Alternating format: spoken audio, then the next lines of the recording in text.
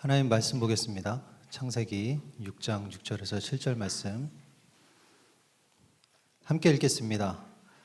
땅 위에 사람 지으셨음을 한탄하사 마음에 근심하시고 이르시되 내가 창조한 사람을 내가 지면에서 쓸어버리되 사람으로부터 가축과 기는 것과 공중의 새까지 그러하려니 이는 내가 그것을 지었음을 한탄함이라 하시니라. 기도하겠습니다. 하나님, 나온 성가대의 찬양으로 홀로 영광 받아 주시옵소서. 어떠한 고난이 닥쳐와도 오직 주님만이 우리의 소망임을 잊지 않게 하여 주시옵소서. 하나님, 주님의 말씀 앞에 섭니다. 우리 모두가 겸손한 마음으로 서로 이 말씀을 나눌 수 있는 은혜를 허락하여 주시옵소서. 모든 것 주님께 맡겨오며 살아계신 예수 그리스도 이름으로 기도드립니다. 아멘. 반갑습니다, 여러분. 어떠한 고난이 닥쳐와도 내 마음의 소망은 주님이신 줄 믿습니다. 그 어떠한 고난이 제가 드리는 것이 아니기를 간절히 원합니다. 지난주에 여러분께 함께 우리가 말씀을 나누었던 부분이 있어요. 기억이 다 나실 거라 생각합니다. 그 부분을 잠깐 이어서 말씀을 함께 나누겠습니다. 지난주에 결론으로 가보면 잠들어버린 내 안에 있는 잠들어버린 영에 대해서 서로 나눴어요. 그래서 아직 하나님께서 우리 안에, 내 안에 남겨놓으신 영적인 부분들이 남아있다는 것, 기억이 다 나실 거라 생각해요. 우리에게 남아있는 아직 잠들지 않는 하나님께서 남겨놓으신 이 영적인 부분, 다시 말해서 나의 잠들어버린 영을 깨울 수 있는 중요한 실마리가 될 수 있다는 겁니다. 나에게 아직 남아있는 하나님의 형상, 그 부분이 내 안에 잠들어 있는 이 영을 깨울 수 있는 중요한 실마리가 될 수 있다는 사실을 말씀에서 우리가 발견을 할 수가 있습니다. 성경은 크게 구약과 신약으로 나누어져 있습니다. 구약은 구약대로, 신약은 신약대로. 쉽지가 않습니다. 그렇죠? 그런데 결론적으로 말씀드리면 우리가 읽기 힘든 이 구약과 신약을, 그 이야기들을 열 수 있는 열쇠가 있어요. 성경의 모든 내용을 열 수 있는 열쇠가 있습니다. 그 열쇠는 바로 예수 그리스도입니다. 지난주에 나눴던 우리 창세기, 구약의 가장 처음에 나온 그 말씀조차도 당연하게 그 말씀을 여는 열쇠는 어디에 있습니까? 예수 그리스도에 있습니다. 앞으로 여러분들과 제가 이 예수 그리스도는 열쇠로 이 성경을 하나씩 열어갈 겁니다. 그 과정을 우리가 함께 하기를 저는 간절히 원합니다. 그렇다면 지난주 창세기 그 말씀을 보면서, 에덴의 이야기죠. 그 이야기를 보면서 우리가 그 지난주 나눴던 그 말씀을 열 수 있는 키인 예수를 한번 꽂아보도록 하겠습니다. 예수님께서 이 땅에 오셨을 때 생전에 굉장히 반복적으로 하셨던 말씀이 있어요. 한 번, 두 번이 아니라 굉장히 많이 똑같은 문장을 계속 반복하셨던 그런 말이 있습니다. 그 말이 무엇인가 하니 바로 깨어 있으라는 거예요. 하나님의 아들이 이 땅에 오셔서 반복했던 말씀이 있는데 그게 뭐냐면 깨어 있으라라고 하는 거예요. 아들이 인간의 몸으로 와서 말을 한 거예요. 그러면 그 말 자체는 여러분 흠이 없습니다. 허튼 말이 없고 무의미한 말이 없습니다. 그런데 그 예수님께서 반복해서 우리들에게 했던 말이 뭐냐면 깨어 있으라는 거예요. 자, 깨어 있으라는 말은, 이 정확한 말은 어떤 의미가 있는지 우리가 같이 한번 생각해 볼까요? 깨어 있으라. 자, 깨어 있으라는 것은 첫 번째 어떤 것을 우리가 알 수 있습니까? 깨어 있으라고 말하는 상대방이 어떤 상태라는 겁니까? 잠이 들어 있다는 상태예요. 뭐 이 정도는 우리가 생각을 해볼 수 있는 부분이잖아요. 예수님께서 깨어 있으라고 계속 얘기했다는 것은 그것을 듣는 상대가 어떻다는 겁니까? 잠이 들어 있다는 거예요. 그리고 또 무엇을 알 수 있습니까? 깨어 있으라라는 것은 잠들어 있는 그 상태가 어떻게 될 수 있다는 거예요. 깰 수 있다는 사실을 얘기해 주고 있어요. 그렇죠? 그리고 또 어떤 의미가 있습니까?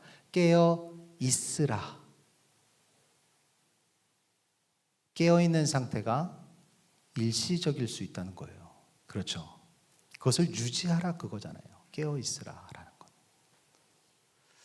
자, 이런 간단한 문장에도 예수님이 하셨던 말씀이기 때문에 우리가 여러 가지 것들을 알 수가 있어요. 사실들을. 자, 그러면 우리가 지난주에 나누었던 그 창세기의 말씀이 정확한 겁니다. 정확한 거예요. 예수 그리스도라는 키로 열어보아도 정확한 겁니다. 우리의 영은 잠들어 있는 상태인데 그 잠든 영이 어떨 수 있다는 거예요. 깰 수 있다는 겁니다. 그리고 또 깬 상태가 일시적일 거란 얘기예요. 이 모든 것을 내포하고 있습니다. 예수님께서 우리에게 여전히 깨어 있으라라고 말씀하고 계세요. 자, 지난주에 했던 말씀을 다시 반복하지 않겠습니다. 여러분 다 들으셨으니까. 원래는 하나님의 형상대로 깨어진 영을 우리에게 넣어주셨지만 어떻게 되었다고요? 잠들어 버렸다고요. 잠들어 버렸던 영이 다시 깨어나는 것을 뭐라고 얘기하냐면 회복된다라고 얘기합니다. 그렇죠? 원상태로 돌아가는 거예요. 회복은. 잠들었던 영이 다시 깨어나는 것은 회복입니다. 예수님께서 우리에게 이 땅에 오셔서 회복의 메시지를 선포해 주셨어요. 정확하게 회복하라는 메시지를 선포를 해 주셨단 말이에요. 그 선포는 지난주에 잠시 말씀드렸던 이것입니다. 같이 한번 읽어보겠습니다. 시작.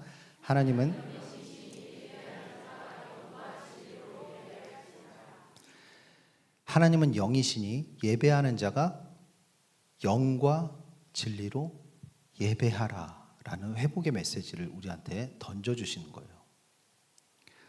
내 안에 잠자고 있는 영이 깨어날 수 있는 메시지를 던져주고 계신 겁니다. 회복의 선포예요. 저는 이렇게 생각해요. 여러분들은 어떻게 생각하실지 다 각자 생각이 다르시겠지만 저는 이렇게 생각합니다. 저는 하나님의 말씀을 이렇게 보면 오늘 같은 이런 문장이 있잖아요. 그러면 하나님 영이신 예배하는 자가 영과 진리로 예배할지니라. 그렇구나. 영과 진리로 예배할지니라. 그래, 그러자. 저는 이렇게 넘어가는 사람이 아닙니다. 저는 그래요. 저는 말씀을 볼 때 영과 진리로 예배하라고? 왜 그래야 되지? 를 생각해요. 저는. 영과 진리로 예배하라고? 왜 그래야 되는 건데? 라는 질문을 저 스스로 던져요. 그러고 말씀 봅니다. 그리고 그 이유를 알아내면 이래서 영과 진리로 예배하라고 하는구나. 그럼 그 다음에 어떤 생각을 하냐면 좋아, 알겠어. 근데 영과 진리로 예배하는 게 도대체 어떻게 하는 거야? 라는 질문을 던지게 돼요. 저는 그거를 알아야 되는 사람이에요. 여러분은 어떤지 모르겠어요. 그냥 무턱대고 그냥 그렇구나, 영과 진리로 예배하는구나, 영과 진리, 그냥 뭐 이렇게 지나갈 수도 있어요. 그러나 저는 그렇습니다.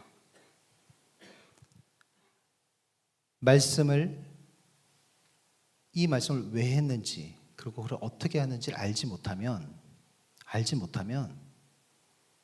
하나님이 우리에게 주신 자유의지를 사용조차 못합니다. 하나님은 우리를 삶을 통해서 그것을 지켜보고 계신데, 알지를 못하면, 말씀을 모르면 그 자유의지조차 사용할 수 있는 기회조차 내가 포기하는 거예요. 그냥 무턱대고 살아가는 겁니다. 무턱대고 하나님을 믿는 거예요. 하나님이 우리의 삶을 통해 보실 게 아무것도 없습니다. 그래서 저는 저와 여러분들 모두가 하나님의 말씀을 아는 것에, 이해하는 것에 최선을 다해야 된다고 저는 그렇게 생각합니다. 자, 그러면 내 영이 잠들어 있는데, 지금 예수님께서는 영으로 예배하라고 우리한테 메시지를 던졌어요. 내 영은 잠들어 있는데 어떻게 영으로 예배하냐 이거예요. 영이 잠들었다며. 근데 예수님은 영으로 예배하라는 거야. 그러면 너의 잠든 영이 깨어난다는 거예요. 무슨 얘기입니까? 우리가 앞에 나눴던 얘기처럼, 내 영은 잠이 들어있지만 아직까지 하나님이 남겨놓으신 그 영의 영역, 하나님의 형상이 아직까지는 나에게 남아있는 부분이 있다는 거예요. 그것을 통해서 예배를 하라는 겁니다. 그 영을 통해서 예배하라는 거예요. 그랬을 때 내 안에 잠자고 있던 영이 깨어날 수 있다는 거예요. 그러나 그것은 일시적으로 깨어나는 거예요. 예수님께서는 그것을 유지하라고 말씀하시는 거예요. 깨어 있으라. 다 연결되는 말씀이죠. 어느 한 군데 부딪히는 부분이 없습니다. 그렇게 예배하면 내 영이 깨어날 수 있고 하나님의 형상을 회복해 나갈 수 있고, 그것이 우리에게 던져진 예수님의 회복의 메시지라는 거예요. 자, 그렇다면 나에게 남겨진, 아직 잠들지 않고 하나님께서 남겨놓으신 영의 영역은 도대체 어떤 부분일까? 나에게 아직까지 잠들지 않고 남겨두신 하나님께서 그 하나님의 형상인 부분은 어느 부분일까? 그것을 알아야 그것을 통해서 예배를 할 거 아닙니까?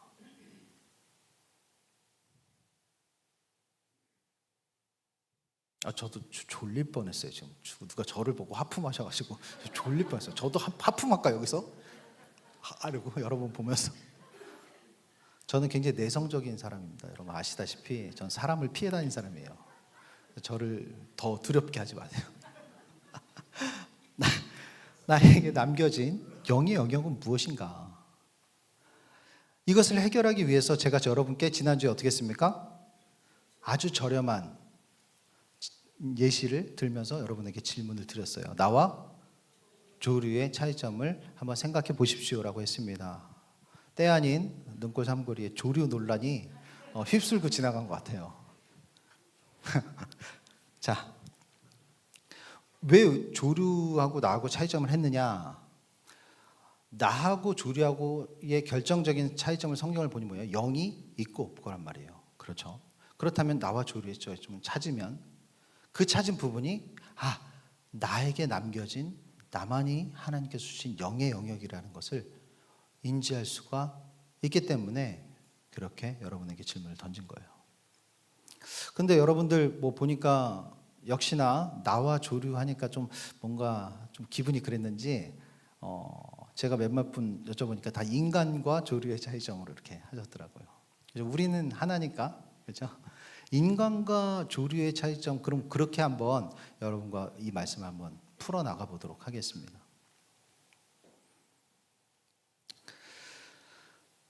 제가 생각했던 부분이 있어요. 이건 들은 것은 아니고 아마 제가 성경을 잘 모르고 이것에 대한 이해가 목회자로서 없었다면 아마 이런 생각을 하지 않았을까라고 생각을 한 것을 한 3-4개 정도 추려왔어요. 그래서 그것이 잘못됐다는 것이 아니라 이런 부분은 오류가 날 수 있다. 우리가 이 남겨진 영적 영역을 찾는데 좀 오류가 날 수 있는 부분이 있겠다 하는 부분은 제가 예시를 통해서 몇 가지만 말씀을 드리는 거예요. 여러분이 생각하시는 데 도움이 되라고 하는 겁니다. 자, 같이 읽어볼까요? 시작. 네, 인간과 조류의 차이점 하면 아마 이런 생각을 하시는 분들이 굉장히 많을 것이다. 새보다 인간이 더 똑똑하다. 이게 바로 인간과 조류의 차이점이다. 저희 이게 좀 이런 거는 우리가 오류가 있는 거예요. 어떤 오류가 있냐면 새보다 인간이 더 똑똑하다. 그게 차이점이다 하면 만약에 우리 주위에 지적 장애를 가지고 있는 사람이 있습니다. 아니면 갓난아이가 있어요. 그랬을 때 그거는 그러면 사람이 아닙니까? 새보다 지능이 낮을 수 있습니다. 그러나 그렇다고 해서 사람이 아니진 않습니다. 맞죠? 지능이라는 것은 정도의 차이이지 있고 없고의 차이로 나눌 수 없습니다. 그래서 이런 차이점을 만약 생각하신 분이 있다면 휙 넘기셔도 됩니다. 자, 또 하나 예시를 한번 들어보겠습니다. 같이 읽어볼까요? 시작. 새는 날 수 있는데 인간은 못 난다. 혹은 깃털이 있다. 날개가 있다. 말씀 안 하시는 거 보니까 본인 전 몰라요. 제가 생각해 본 거예요. 새는 날 수 있죠. 막 날개가 있으니까. 그러고 인간은 못 날죠. 자, 이건 어떤 오류가 있느냐? 생물학적인 차이죠. 그죠? 우리 육체적인 생물학적인 차이는요, 여러분 다 아시다시피 피조물마다 다 다릅니다. 하나님의 형성과는 무관한 거예요. 여러분, 왜냐하면 저하고 여러분하고 사람들 있잖아요. 사람마다도 다 달라요. 생물학적 차이는. 누구는 다리가 짧고, 누구는 키가 크고, 누구는 작고, 그죠? 누구는 어깨가 넓고, 누구는 어깨가 좁고. 생물학적 차이로는 영적인 영향을 찾을 수 없어요. 육적인 차이겠죠. 자, 3번째 한번 보겠습니다. 같이 또 읽어볼까요? 시작. 새는 이런 생각도 할 수 있을 것 같아요. 새는 본능대로 살지만 그래, 나는 도덕적으로 살아. 오히려 인간은 도덕적 인간이야. 자, 그럼 한번 질문해 볼게요. 새는 본능대로 살지만 사람도 본능대로 사는 사람이 있습니다. 그죠? 대부분 어디 살고 있습니까? 그렇죠. 잡혀 살고 있는 거죠. 사람도 본능대로 살 수 있습니다. 그런데 그렇다고 그 사람이 사람이 아닙니까? 아니죠. 인간은 도덕적으로 살지 않는 사람이 많이 있습니다. 그렇죠? 그럼 도덕적으로 살지 않는 사람은 새입니까? 아니죠. 이런 오류를 우리가 범할 수 있다는 겁니다. 그럼 이것도 날려버리시라는 얘기예요. 이런 생각 가지신 분들도 날려버리시면 됩니다. 하나 더 했어요. 해볼까요? 시작. 사람은 말을 할 수 있고 문화를 만들 수 있다. 그러면 질문 한번 해보겠습니다.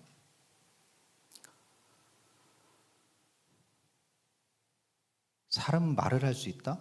그러면 만약에 벙어리나 청각 장애인의 경우에 말을 하지 못합니다. 사람이 아닙니까? 아니죠. 문화를 만들 수 있다. 만약에 누구나 걸리죠. 나이가 들어서 치매가 걸렸습니다. 그럼 치매가 걸린 환자의 경우에는 창조적인 활동을 할 수 없습니다. 문화생활을 할 수 없다는 얘기예요. 그러면 치매 환자는 사람이 아닙니까? 아닙니다. 이런 생각을 가지고 있다면 또 날려버리시면 됩니다. 제가 이렇게 하는 게 여러분 도움이 되시나요? 예, 여러분 생각 정리를 깔끔하게 해드리기 위해서 제가 이렇게 설명을 해드렸습니다. 그러면 사람하고 조류하고 차이점을 한번 잘 생각해 보는 거예요. 반박 불가능한 어떤 고유의 영역을 우리가 찾아내야 돼요. 궁금하세요? 어떤 분이 답답해 죽겠대요. 제가 설교 듣고 답답해 죽겠대요. 어떠한 환난과 고통이 다가와도 주님만이 소망되시기를 바랍니다. 자, 하나씩 보겠습니다. 사람과 조류의 차이점 어떤 건지 한번 생각을 해보는 거예요. 이거는 교육이 아닙니다. 생각하시는 거예요. 자, 슬픔이라고 해요. 대표적인 몇 가지 보는 거예요. 전부 다 볼 수 없습니다. 슬픔은 인간만이, 나만이 가지고 있는 영역이다. 조류에겐 없다 이거죠. 간혹 보면 강아지 있죠. 강아지가 식욕을 잃고 막 무기력해 보일 때가 있어요. 그러면 우리는 그죠. 슬퍼하는구나라고 할 수도 있죠. 뭐 침팬지 같은 경우는 어떻습니까? 다 연구 결과들만 말씀드리는 거예요. 제 생각이 아니라 이거부터는 지금 다 학술적인 연구 결과입니다. 침팬지가 새끼를 잃어요. 죽어요, 새끼가. 그럼 어떤 줄 아십니까? 침팬지가 그 죽은 새끼를 안고 며칠을 살아갑니다. 그걸 보면서 우리는 침팬지가 슬퍼하나 보다라고 표현은 하죠. 하지만 이것은 정확하게 명확하게 연구 결과로 나와 있는 겁니다. 뭡니까? 이들은 어려운 용어 잠깐 사용했습니다. 죄송합니다. 이게 잘난 척하는 게 아니고 연구 결과니까. 애착 상실에 따른 본능적인 반응이에요. 네, 본능입니다. 슬픔이 아니라 인간의 슬픔과는 다른 종류라는 거예요. 여러분이 느끼는 그 슬픔과는 전혀 다른 애착관계의 상실에 따른 본능적 반응이라는 겁니다. 자, 슬픔 인간만이 가지고 있습니다. 여러분만이 가지고 있어요. 그 다음 볼까요? 자, 감사 또는 미안함 이런 감정들이에요. 감사와 미안한 감정들. 강아지를 보면서 개의 우리 그 강아지가 보면은 그 막 뭔가 그런 표정 있잖아요. 알아요? 제가 흉내 안 낼 거예요. 이건 아니야. 그죠? 그런 표정이 있다면 그러면 죄책감 표정이라고 표현해요. 그걸. 그죠? 동물들의 그 표정은 죄책감 표정이에요. 자, 그랬을 때에 그것은 뭐냐면 연구 결과에 따르면 주인의 꾸짖음에 의한 회피 반응입니다. 다시 말해서 조건 반사라는 얘기예요. 학습된 조건 반사가 바로 그런 표정이 나오는 거예요. 여러분이 키우는 강아지한테 으이 하면 어때요? 또 해버렸네. 아씨 하면 안 되는데 이거 안 돼. 이러면 안 돼요. 이게 아주 안 좋은 기록으로 남을 수 있어요. 그럼 뭐 이렇게 하면 이렇게 표정 짓잖아요. 그거 뭡니까? 조건 반사라는 겁니다. 그것이 미안해서 그런 표정을 짓는다고 생각하는 거, 그냥 그렇게 생각하는 건 잘못이 아니지만 우리가 지금 그 목적이 그게 아니기 때문에 찾아내야 돼요. 감사함과 미안함.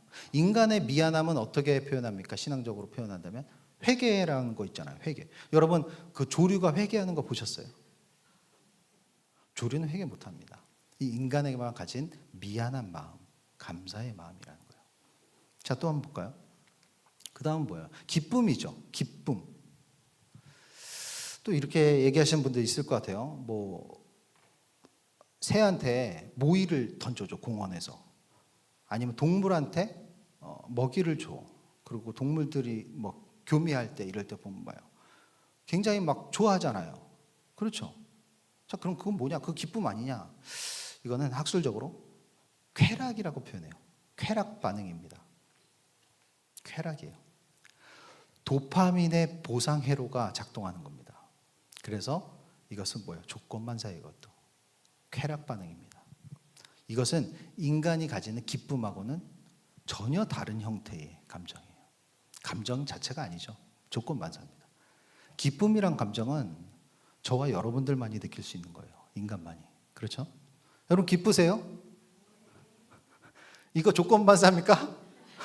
그러면 정말 또 저는 힘들어져요. 예. 자, 그러면은 그다음 볼게요. 자, 내적 갈등, 내 안에서 막 갈등하는 것들, 또 내 안에서 불편해하는 마음들, 그런 감정들. 이건 뭐 설명 안 해도 너무 잘 아니까 이거에 대해서는 넘어가겠습니다. 이런 것들이 우리만 가지는, 인간이 가지는 거죠. 또 존경하는 거.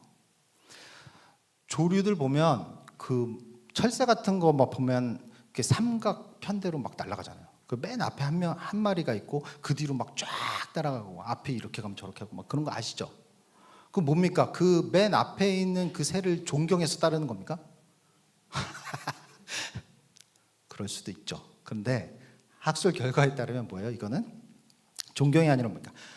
본능입니다. 서열 본능이 있어요, 동물들은. 그죠? 본능이에요. 서열 본능. 그 본능대로 따라가는 겁니다. 존경이라는 거는 저와 여러분, 우리 인간만이 가질 수 있는 감정이에요. 존경의 감정. 인간이 신앙적으로 볼 때는 뭐예요? 하나님을 우리가 존경하잖아요. 그러면 경외하는 거죠. 조류들이 뒤에 있는 조류가 앞에 있는 조류를 경외하진 않습니다. 그렇죠? 우리만 가지고 있는 거예요. 또 볼까요? 소망이라는 거. 뭐 다람쥐가 막 그 도토리를 막 모아서 저장을 하잖아요. 그거를 다람쥐가 미래에 대한 소망을 가지고 있다 생각하시는 분 있나요? 그건 뭡니까? 그것 또한 본능입니다. 생존 본능이라고 하죠. 그건 쉽게. 소망은 인간만이 가질 수 있는 거예요. 다른 생물체는 없습니다. 그 다음 또 보겠습니다. 이번엔 뭡니까? 안타까움. 동물이나 조류들도 자기의 새끼나 자기의 무리들을 이렇게 막 보호하잖아요. 그럴 때 막 우리가 아우 저 어미새가 저 안타까워하나 보다. 저 어미 동물이 안타까워하는 거다. 이렇게 생각할 수 있어요. 이건 뭡니까? 안타까운 마음이 우리는 그렇게 생각할 수 있지만 여길 수 있지만 사실은 뭡니까?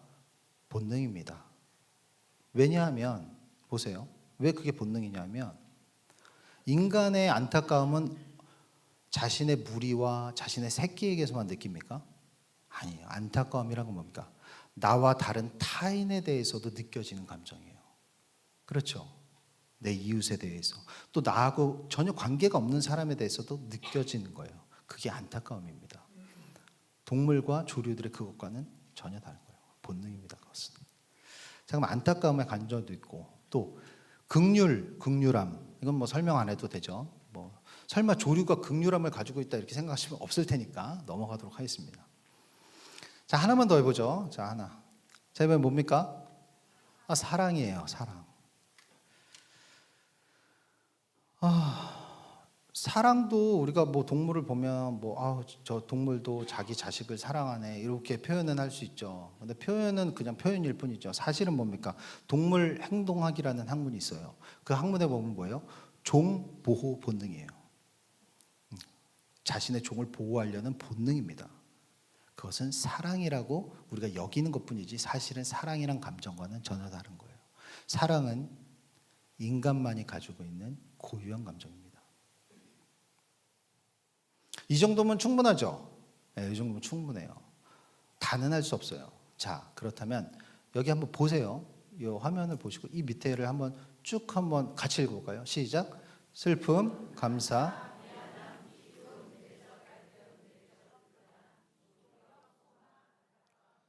사랑.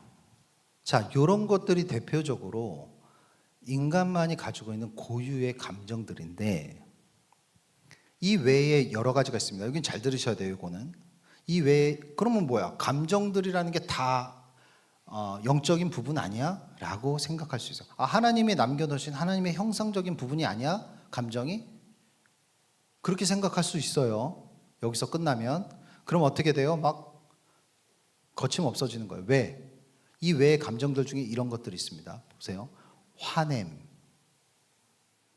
분노, 비판, 이런 것, 질투, 이런 감정들도 있단 말이에요. 그럼 그것도 하나님이 남겨둔 형상인가? 라고 생각할 수 있어요. 그러나 하나님께서는 이런 생각할 우리를 이미 예상하시고 성경에 뭐라고 적어놨냐면 이러한 감정들에 대해서는 콕콕 집어가지고 아니야, 아니야, 아니야라고 성경에 적어 놓으셨어요.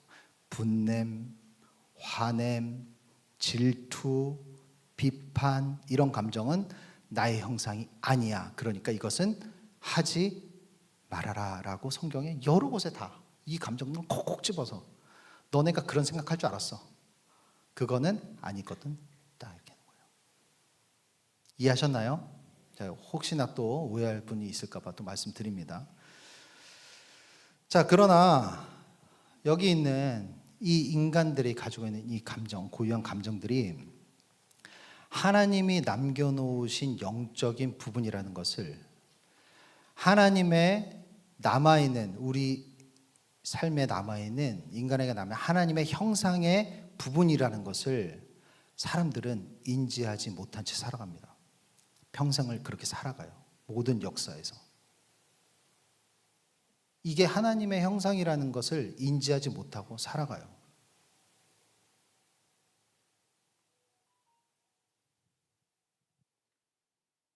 그래서 어떻게 합니까? 이런 것들을 남용합니다. 이것은 그냥 나의 감정이야 라고 생각하고 남용하면서 살아가요. 예를 들어볼까요? 옛날 과거에 우리 5, 60년대는 어떻습니까? 이 감정을 어떻게 해요? 죽이는 작업을 했잖아요. 너 울면 안 돼. 남자는 태어나서 3번 울어. 너 웃으면 안 돼. 즐거운 표정 지으면 안 돼.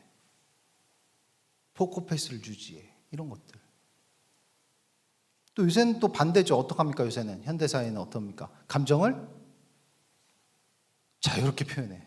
뭐 이렇게 무조건 그게 솔직함이야. 뭐 이런 식으로 우리를 세뇌시키는 거죠.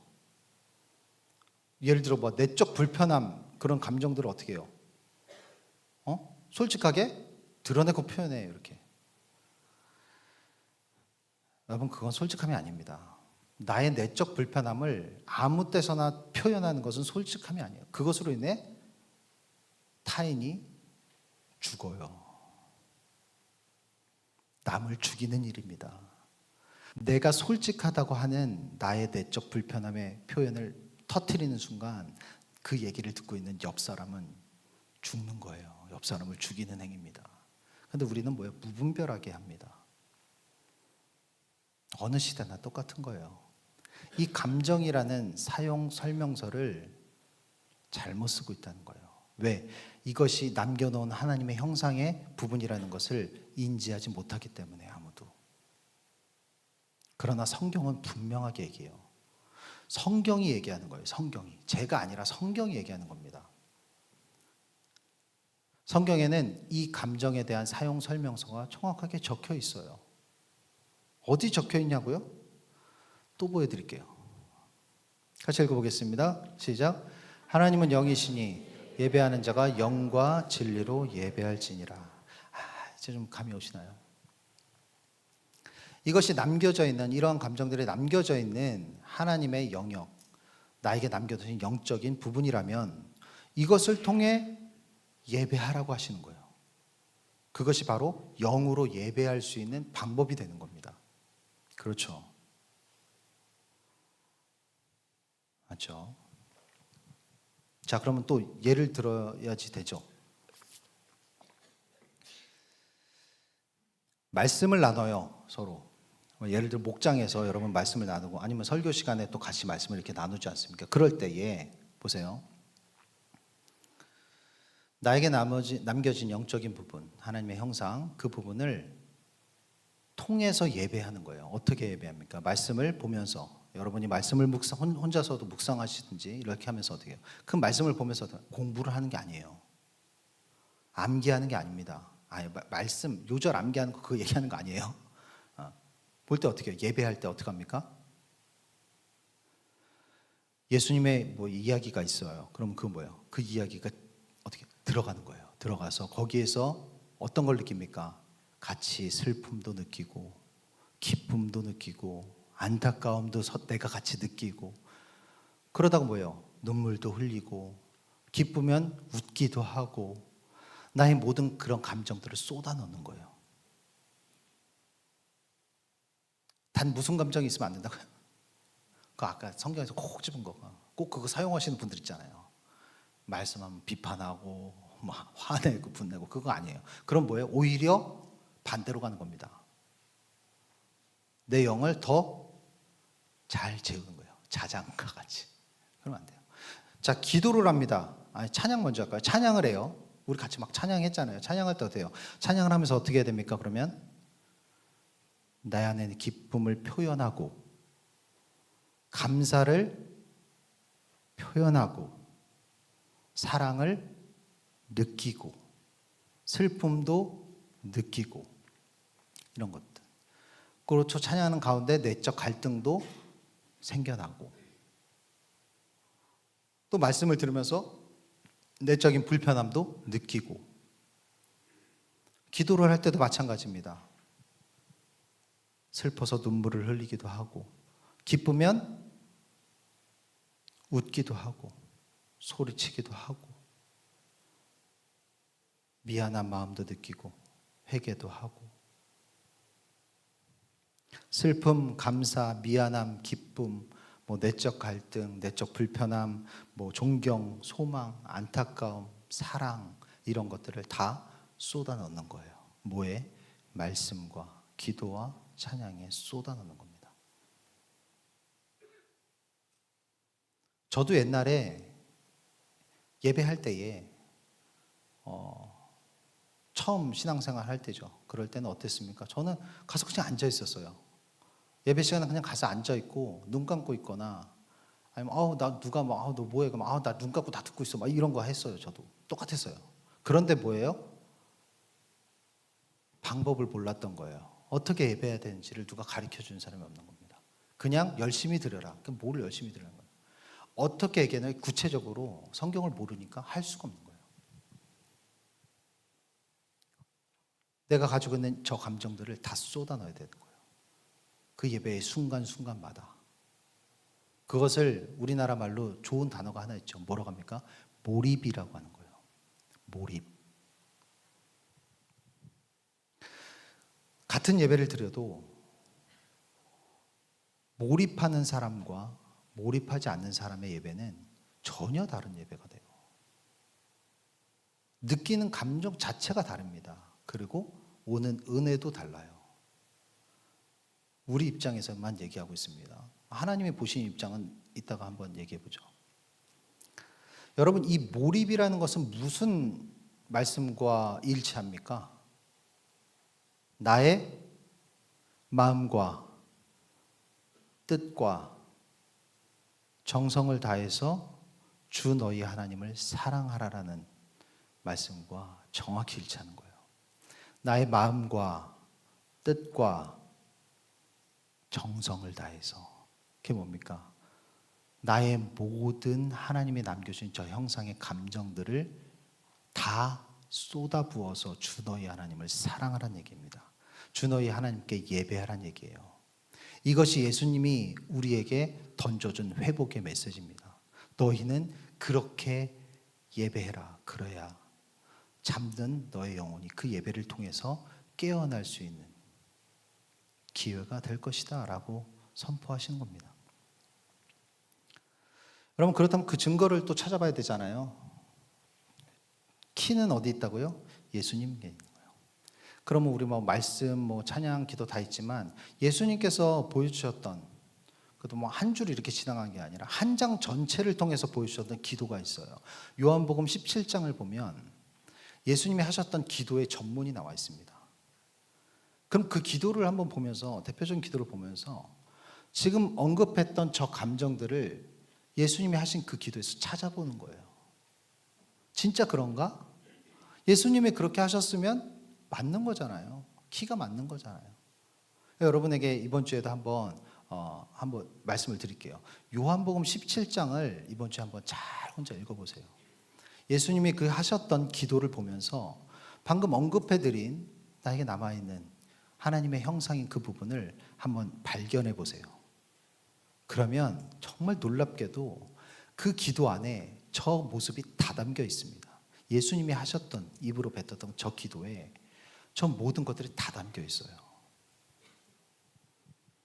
그게 하나님의 아들인 예수님이 하셨던 기도, 예배입니다. 너무 신기하지 않습니까, 여러분들? 성경은 끼워 맞추기를 하려고 하면 한두 끝도 없지만 정말로 앞뒤를 비교해 가면서 정확하게 보면 너무나 명확하게 일치합니다. 너무 신기해요. 요한복음 17장입니다. 한번 읽어보세요. 거기에는 슬픔, 감사, 미안함, 기쁨, 내적 갈등, 내적인 불편함, 존경, 소망, 안타까움, 긍휼, 사랑 다 있습니다. 이 모든 것이 고스란히 담겨 있어요. 예수님의 기도에, 기도문에. 하나님의 아들이 이 땅에서 예수라는 이름으로 우리에게 보여주신 예배의 표본이에요.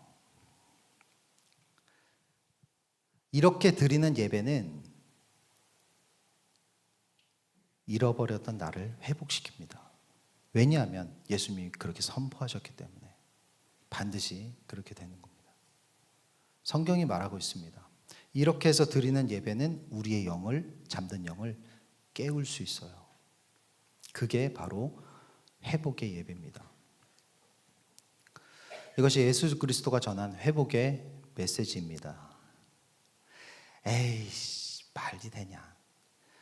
안 해보신 분들이 꼭 이렇게 반응합니다. 해서 경험을 하시고 그리고 안 되시면 아니죠. 그건 아니지. 저한테 와봤자 소용없어요. 이게 제가 한 말이 아니잖아요. 여러분, 이 말씀을 전할 때 제가 한 말이면 그건 따져도 되지만 제가 한 말이 아니면 저에게 오지 마세요. 누구에게 따집니까? 하나님, 이거 쓰신 분한테 따지시면 됩니다. 근데 그럴 일이 있을까요? 저는 아니라고 봐요. 해보고 됩니다. 해보면 돼요. 그렇게 예배를 해보십시오. 예수님은 허튼 말 하지 않으시는 분인 줄 저도 여러분도 너무 잘 알고 있지 않습니까? 자, 오늘 본문으로 한번 넘어가 볼까요? 여호와께서 사람의 죄악이 세상에 가득함과, 이제 우리가 창세기를 봤기 때문에, 앞쪽을 봤기 때문에 이것을 의미를 알 수 있어요. 정확히 잘 들어보세요. 여호와께서, 하나님께서 사람의 죄악이, 죄라는 것, 악이라는 건 뭐였죠?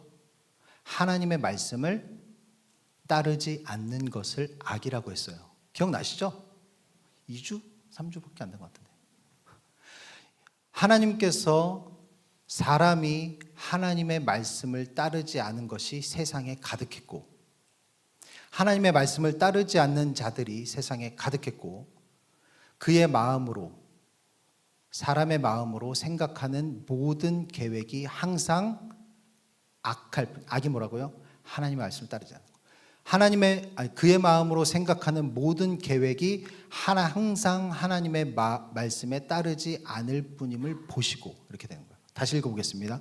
여호와께서 사람의 하나님의 말씀을 따르지 않는 그 모습이 세상에 가득함과, 그의 마음으로 생각하는 모든 계획이 항상 하나님의 말씀에 따르지 않는 것을 보시고, 라는 말씀이에요. 정확한 말씀입니다. 땅 위에 사람 지으셨음을 한탄하사 마음에 근심하시고,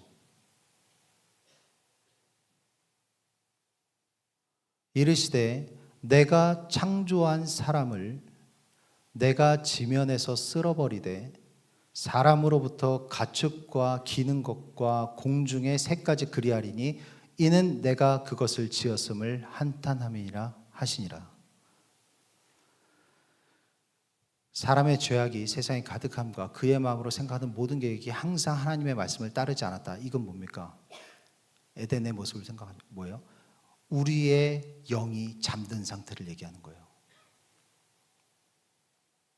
우리의 영이 잠든 상태예요. 자, 잠들어 버린 영혼의 상태인 사람들을 지으셨음을 한탄하사, 마음에 하나님께서 근심하시고 이르시되 내가 창조한 사람, 내가 하나님의 형상으로 창조했지만 그 영이 잠들어 버린 그 사람들을 내가 지면에서 쓸어버리겠다라고 하는 하나님의 말씀입니다. 노아 시대 얘기예요.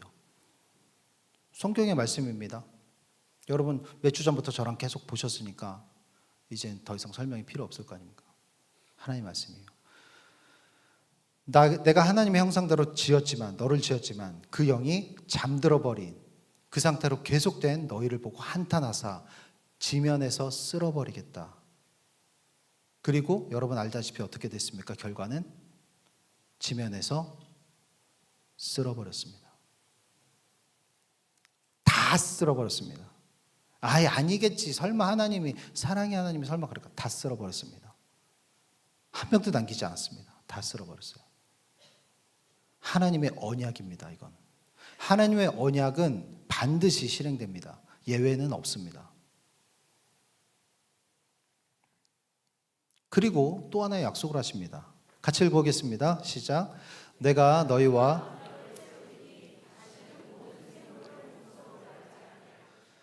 땅을 멸할 홍수가 다시 있지 아니하니라. 무지개 아시죠? 아 좋다, 이제는 그런 일 없다. 아니에요. 여러분 성경을 잘 보셔야 돼요. 뭐라고 했습니까? 하나님께서 다시는 모든 생물을 홍수로 멸하지 아니할 것이다 라는 거예요. 멸하지 않겠다가 아니라 다시 이런 일이 생기면 어떻게 하겠다는 겁니까? 다시 이런 일이 생겨도 난 참을 거야 라는 얘기입니까? 어떻게 그렇게 보십니까? 성경을.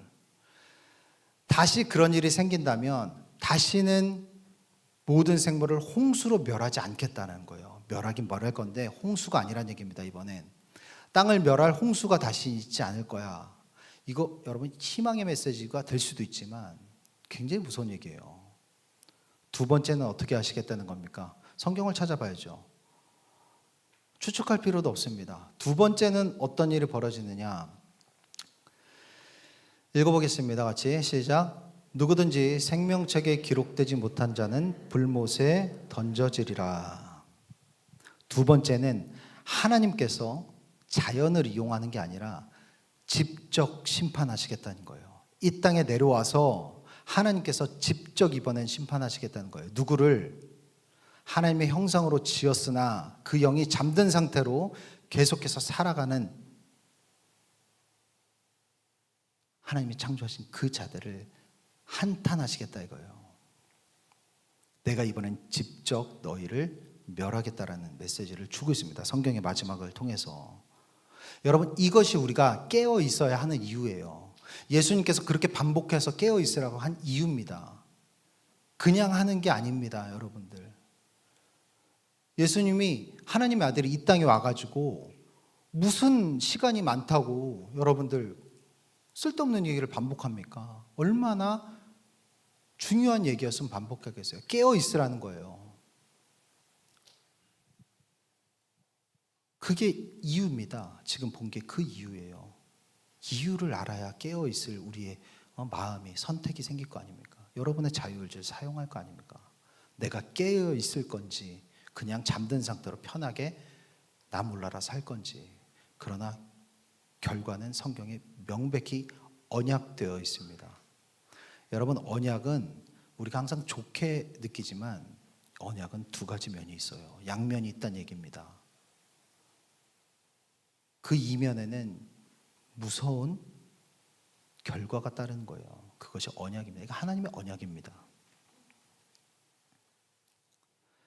우리가 항상 깨어 있어야 하는 이유는, 저와 여러분이 깨어야 하는 이유는 마태복음입니다. 노아의 때와 같이 인자의 임함도 그러하리라. 이번엔 직접 심판하러 오신다고 하셨어요. 그렇죠? 노아의 때와 같이 인자의 임함도 그러하리라.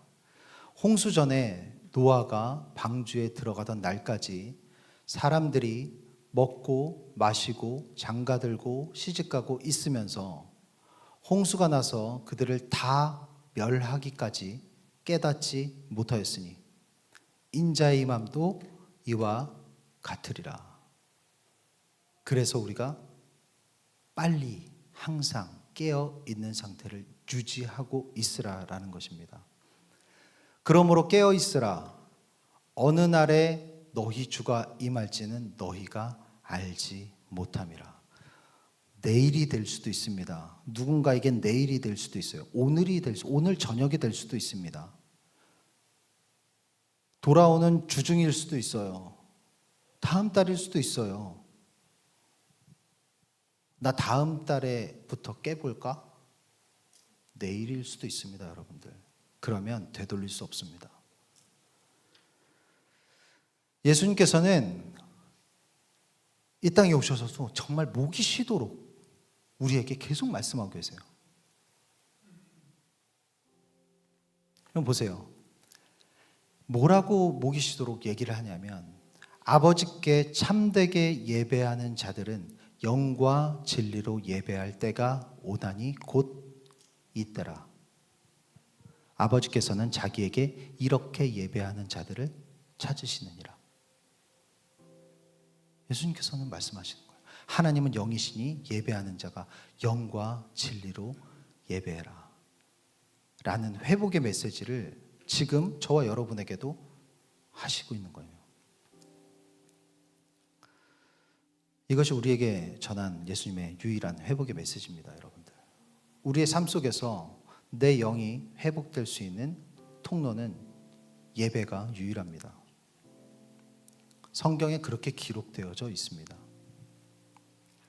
하나님은 자기에게 이렇게 예배하는 자를 찾으세요. 능동적으로 찾으신단 말이에요. 눈에 불을 켜고 찾으십니다. 자기에게 이렇게 예배하는 자를 찾으시는 거예요. 왜 그렇습니까? 그 이유는 이미 여러분 다 들었습니다. 여기 있는 모두가 다 들었습니다.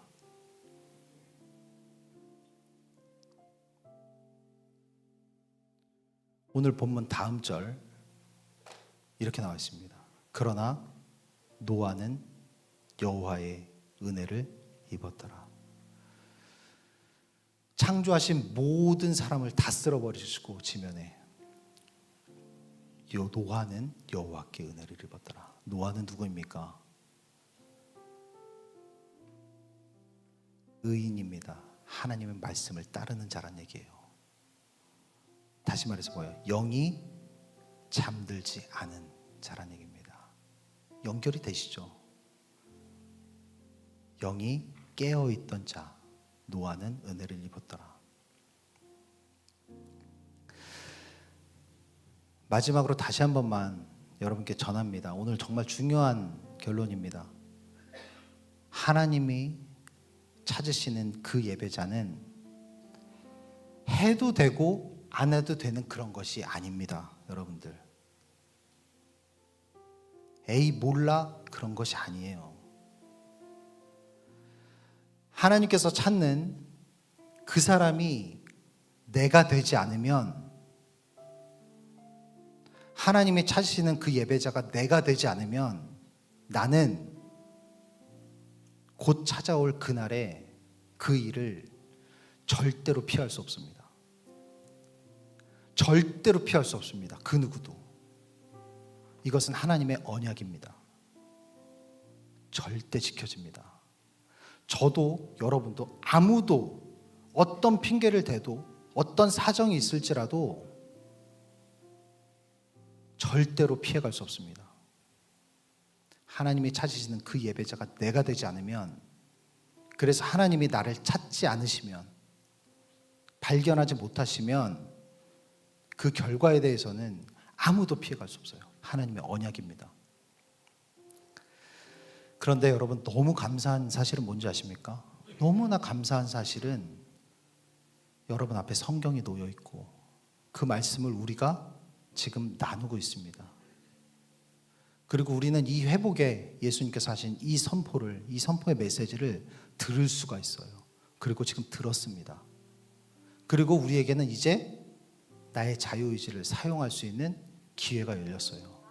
이건 너무나 감사한 일입니다. 과거는 지나갔어요. 저와 여러분들의 과거는 다 지나갔습니다. 아무것도 중요하지 않아요. 중요한 것은 뭡니까? 지금 이 순간부터예요. 지금 이 순간부터가 저와 여러분들에게는 너무나 중요합니다. 왜냐고요? 영이 깨는 것은 일시적인 거예요. 과거에 내가 깨어 있었던 줄 필요 없습니다. 지금 이 순간, 내일 이 순간, 모레 이 순간, 이것들이 나에게는 이제는 너무나 중요합니다. 지금 이 순간부터 하나님께서 그가 찾으시는 그 한 예배자가 내가 되기를 주님의 이름으로 간절히 기도합니다. 우리 함께 일어나서 하나님께 찬양을 통해서 예배 올려드리겠습니다.